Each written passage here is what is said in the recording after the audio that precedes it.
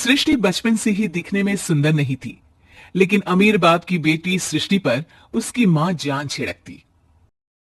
मेरी बेटी कितनी प्यारी है, भगवान सबको सृष्टि जैसी बेटी दे। सृष्टि धीरे धीरे बड़ी होती है।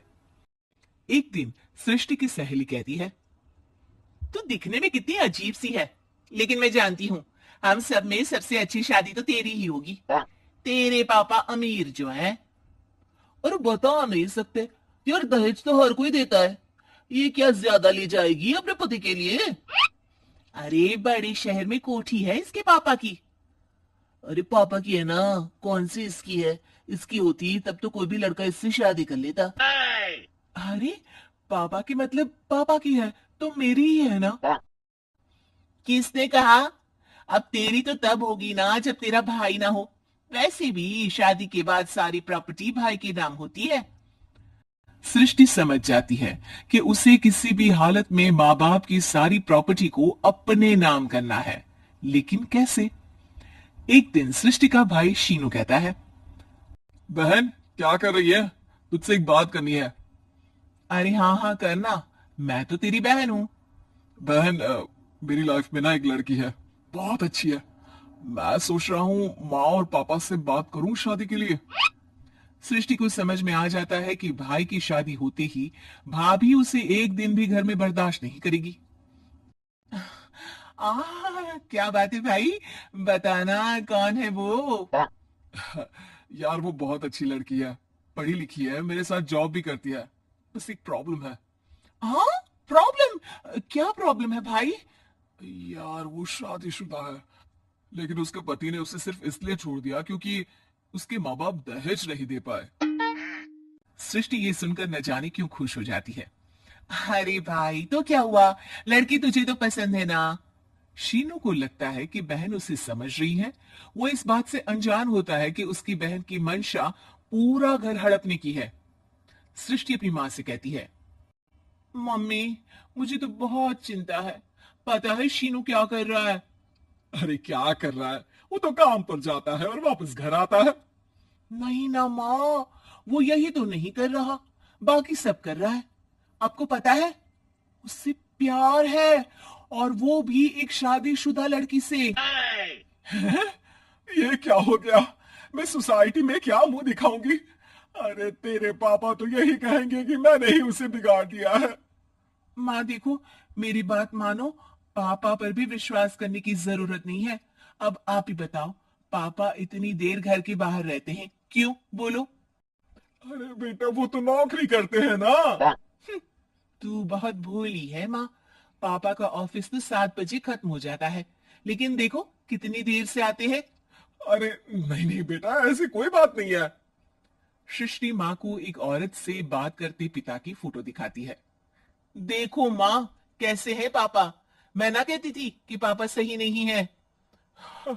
मैं तेरे पापा से बात करूंगी, दे फोटो मुझे। ओ माँ, वो तो डिलीट हो गई।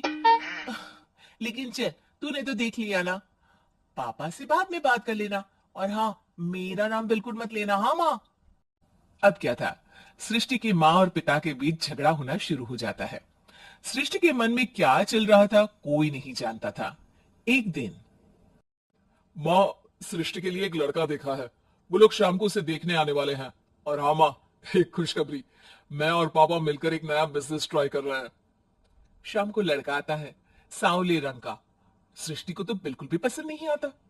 लड़की की माँ कहती है, लड़की का चेहरा तो कोई खास नहीं, लेकिन अगर मेरे बेटे को आप लोग सेटल कर दें तो मैं उसकी शादी आपकी बेटी से करवा दूं। सृष्टि को लड़का बिल्कुल पसंद नहीं था। उसे भाई पर गुस्सा आ जाता है।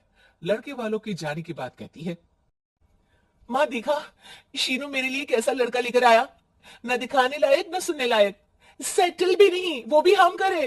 अरे माँ मैं जानती हूँ ये मेरी शादी किसी भी घर में क्यों करवाना चाहता है। अरे कैसी बात कर रही है बहन, तूने तो देखा ना, लड़के को मैंने ही मना कर दिया तुझसे शादी के लिए। जिसने लड़का बताया था उसने उसकी बहुत तारीफ की थी। बात आई गई हो जाती है, लेकिन सृष्टि का मन शांत नहीं होता। क्या करूं, कुछ समझ में नहीं आ रहा। मेरी शादी हो गई तो ये लोग पूरी प्रॉपर्टी शीनू के नाम कर देंगे। मेरे हाथ तो कुछ लगेगा ही नहीं। तभी सृष्टि को आइडिया आता है। वो किसी वकील को फोन करती है। जी देखिए, अगर आपके मम्मी पापा का तलाक हो जाता है तो आपके पिता की आधी प्रॉपर्टी आपकी माँ के नाम हो जाएगी। फिर उसे वो किसी को भी दे सकती है। सृष्टि अब माँ को बेटे के खिलाफ भरती है। माँ, शीनू पर नजर रखा करो। वो जिस लड़की के प्यार में है ना, वो शादीशुदा है। यहाँ आएगी, सारा पैसा, रुपया, जमीन, जायदाद सब हड़प लेगी। पापा का भी हाल तुमसे छुपा नहीं है। ऐसा ना हो कि मैं और आप एक दिन सड़क पर भीख मांगे। हे भगवान, मैं तो जीते जी मर जाऊंगी अगर ऐसा हो गया तो। ऐसा हो गया नहीं माँ, ऐसा ही होगा। अभी समय है, आगे का सोच लो। मैं तो कहती हूँ पापा से आधी प्रॉपर्टी लेकर अलग हो जाओ। पापा की आधी प्रॉपर्टी भी हम लोगों को अगर मिल जाती है ना, तो अगले 7 जन्म सफल समझो। बेचारी माँ बेटी के कहने पर पति से तलाक लेकर अलग हो जाती है।